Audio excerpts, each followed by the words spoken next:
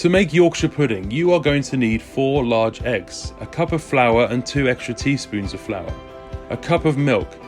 In this video I made the mistake of using the wrong size cup, so I added in another quarter cup when I realised what happened.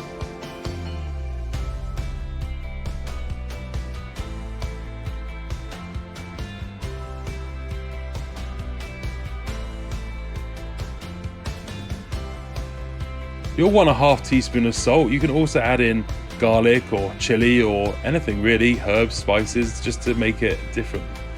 For your first batch, you might want to just put in salt. Give the eggs, flour, milk and salt a good mix with a mixer or blender.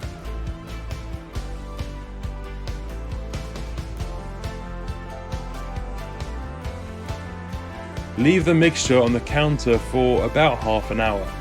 You can leave in the fridge overnight if you want. Some people say it improves the flavour, but it doesn't really matter.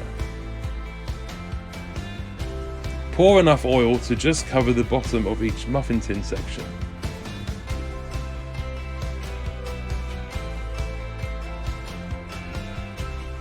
You would of course want to preheat the oven at about 450 degrees.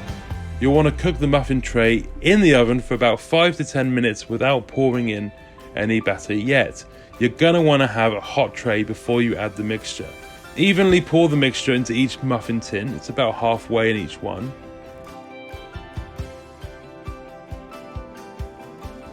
Quickly but carefully put the tray back in the oven and cook for 20 minutes. It is very important to not open the door until the time is up. Also, do not cook in the oven with anything else.